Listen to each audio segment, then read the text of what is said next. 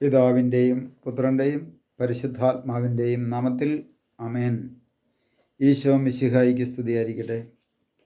യേശുവിൽ സ്നേഹം നിറഞ്ഞ സഹോദരങ്ങളെ, എല്ലാവരെയും ദൈവവചന ധ്യാനത്തിലേക്ക് നമ്മുടെ കർത്താവായ യേശു ക്രിസ്തുവിൻ്റെ നാമത്തിൽ സ്വാഗതം ചെയ്യുന്നു. നമ്മുടെ കർത്താവ് ഈശോ മിശിഹായ എല്ലാവരെയും സ്വർഗം തുറന്ന് അനുഗ്രഹിക്കട്ടെ എന്ന് പ്രാർത്ഥിക്കുന്നു. സുഭാഷിതം പുസ്തകം 21-ാം അധ്യായത്തിൻ്റെ 6-ാമത്തെ തിരുവചനത്തിൽ ഇപ്രകാരം പറയുന്നു: കള്ളം പറയുന്ന നാവ് നേടിത്തരുന്ന സമ്പത്ത്, പെട്ടെന്ന് തിരോഭവിക്കുന്ന നീരാവിയും മരണത്തിൻ്റെ കെണിയുമാണ്. കർത്താവിൻ്റെ വചനം പറയാണ്, കള്ളം പറയുന്ന നാവ് നേടിത്തരുന്ന സമ്പത്ത്, പെട്ടെന്ന് തിരോഭവിക്കുന്ന നീരാവിയും മരണത്തിൻ്റെ കെണിയുമാണ്. ഇന്ന് പലപ്പോഴും ഇത്തരത്തിലുള്ള മരണത്തിൻ്റെ കെണിയിലേക്ക് പല വ്യക്തികളും നടന്നെടുത്തുകൊണ്ടിരിക്കുക. നാക്കെടുത്താൽ കള്ളം പറയുന്ന വ്യക്തികൾ. അതിൻ്റെ പരിണിതഫലമായിട്ട് എത്രയെത്രയോ കുടുംബങ്ങൾ തകർന്നിട്ടുണ്ട്. എത്രയെത്രയോ വ്യക്തികൾ നശിക്കുവാനായിട്ട് ഇടയായിട്ടുണ്ട് കള്ളം പറയുന്നതിൻ്റെ പേരിൽ. പലപ്പോഴും നമുക്ക് കാണുവാൻ സാധിക്കും, ചില കുടുംബങ്ങളൊക്കെ തകർന്നതിൻ്റെയൊക്കെ കാരണം വിവാഹത്തിൻ്റെ സാധ്യതയെ ബാധിക്കുന്ന പല കാര്യങ്ങളും മറച്ചു വയ്ക്കും. അതായത് ഒരു വിവാഹം കഴിഞ്ഞുള്ളൊരു നല്ല ജീവിതം മുമ്പോട്ട് പോകുവാൻ തടസ്സമായി നിൽക്കുന്ന പല കാര്യങ്ങളും ഒരുപക്ഷെ ഈ പറയപ്പെട്ട വധുവിൻ്റെയോ വരൻ്റെയോ ഒക്കെ ജീവിതത്തിലോ അല്ലെങ്കിൽ അവരുടെ വീട്ടിലൊക്കെ കാണും. ഇങ്ങനെയുള്ള ഈ ജീവിതത്തെ ബാധിക്കുന്ന കാര്യങ്ങളെ മറച്ചു വയ്ക്കുക. ഉദാഹരണമായിട്ട് പറഞ്ഞു കഴിഞ്ഞാൽ, ചില മാനസികമായ രോഗങ്ങൾ.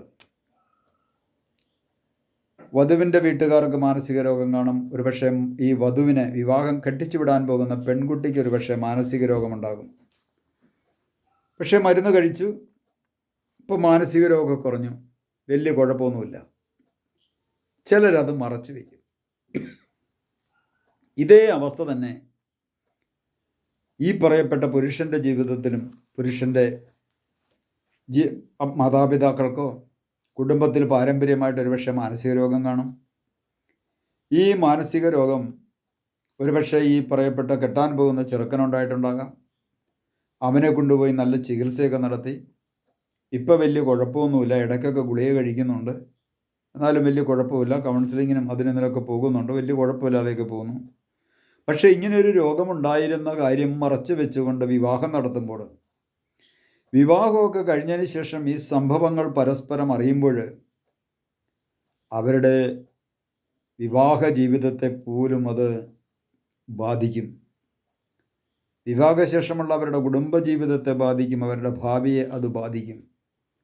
ബാധിച്ച അനേകം കേസുകൾ ഇന്ന് നമ്മുടെ സമൂഹത്തിലുണ്ട് എന്നതിന് യാതൊരു സംശയവുമില്ല. അതുപോലെ തന്നെയാണ് മറ്റൊന്ന്, ലൈംഗിക ശേഷിയില്ലായ്മ. ഒരുപക്ഷെ പുരുഷന് ലൈംഗിക ശേഷിയില്ല, അല്ലെങ്കിൽ സ്ത്രീക്കായിരിക്കാം ലൈംഗിക ശേഷിയില്ലാത്തത്.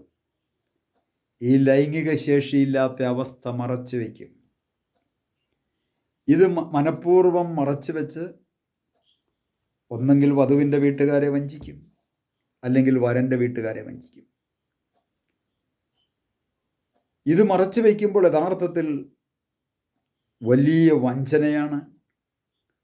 അതോടൊപ്പം തന്നെ ഇതൊരു വലിയ കള്ളമാണ് അവരോട് പറയുന്നത്, മറച്ചു വയ്ക്കുന്ന കാര്യം. അതിൻ്റെ പരിണിതഫലമായിട്ട് അനേകം വ്യക്തികൾക്ക് നാശം കടന്നു വന്ന അവസ്ഥകൾ നമ്മുടെ സമൂഹത്തിൽ ഉണ്ടാകുന്നുണ്ട്. പ്രിയ സഹോദരങ്ങൾ, ഇത് മാത്രമല്ല, വേറെ പലതരത്തിലുള്ള രോഗങ്ങളുണ്ട്. പാരമ്പര്യമായ രോഗങ്ങൾക്കൊക്കെ അടിമപ്പെട്ട് കഴിയുന്നവരൊക്കെ ആണെങ്കിൽ ഇതൊക്കെ മറച്ചു വയ്ക്കും. മറച്ചു വെച്ചതിന് ശേഷം പാരമ്പര്യ രോഗമെന്ന് പറഞ്ഞാൽ ചില രോഗങ്ങളുണ്ട്, ചില തീരാരോഗങ്ങളൊക്കെ ഉണ്ട്. അപസ്മാര രോഗം, സ്ത്രീക്കോ പുരുഷനോ അപസ്മാര രോഗമുണ്ടാകും. പക്ഷെ വിവാഹത്തിന് മുമ്പ് അപസ്മാര രോഗമുണ്ട്, അവർ മരുന്ന് കഴിക്കുന്നു. എന്നാൽ ചെറുക്കനും പെണ്ണും നമ്മളിൽ കണ്ടുമുട്ടുമ്പോൾ അപസ്മാര രോഗമുണ്ട്, അതിന് മരുന്ന് കഴിക്കുന്നുണ്ട് എന്നുള്ള കാര്യം പറഞ്ഞ് ആ വിവാഹം നടത്തുക. മറച്ചു വയ്ക്കുമ്പോൾ അതൊരു വലിയ വഞ്ചനയാണ്. അത് മനഃപൂർവ്വം വരൻ്റെയോ വധുവിൻ്റെയോ വീട്ടുകാരെ വഞ്ചിക്കുക വഴി സ്വന്തം ജീവിത പങ്കാളിയുടെ ഭാവിയാണ് തകർത്തത്. മാതാപിതാക്കൾ ഇത് മറച്ചു വയ്ക്കുമ്പോൾ, സ്വന്തം മക്കളുടെ ഭാവി ഉറപ്പിക്കുവാൻ വേണ്ടി ഇത് മറച്ചു വയ്ക്കുമ്പോൾ ആ മക്കളുടെ ഭാവി നശിപ്പിക്കുകയാണ് ചെയ്യുന്നത്. എന്നാൽ മാതാപിതാക്കൾ ഇത്തരത്തിലുള്ള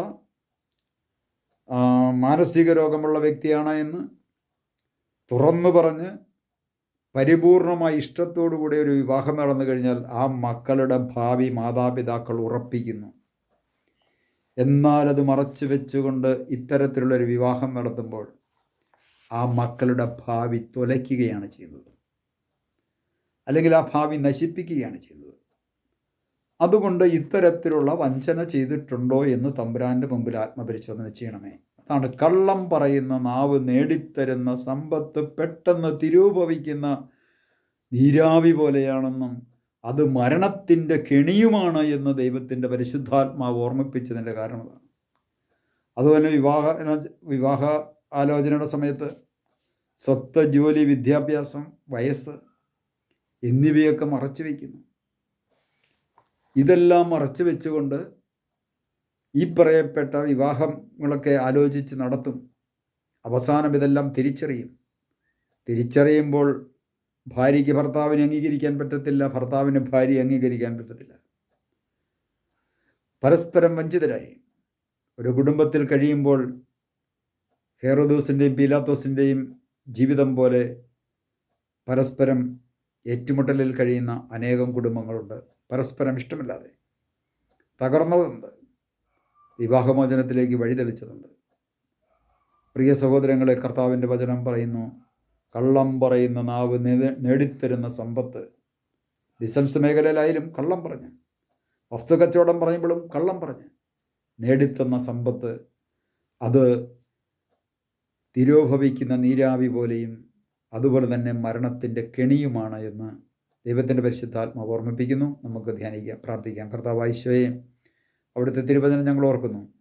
കള്ളം പറയുന്ന നാവ് നേടിത്തരുന്ന സമ്പത്ത് പെട്ടെന്ന് തിരോഭവിക്കുന്ന നീരാവി പോലെ നഷ്ടപ്പെടുകയും കള്ളം പറഞ്ഞ നാവിലൂടെ കള്ളം പറഞ്ഞ് സമ്പാദിച്ച ധനമൊക്കെ മരണത്തിൻ്റെ ഒരു കെണിയാണെന്ന് അരുളിച്ചത് കർത്താവേ.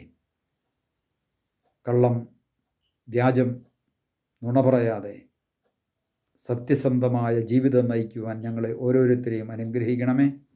പിതാവിൻ്റെയും പുത്രൻ്റെയും പരിശുദ്ധാത്മാവിൻ്റെയും നാമത്തിൽ ആമേൻ.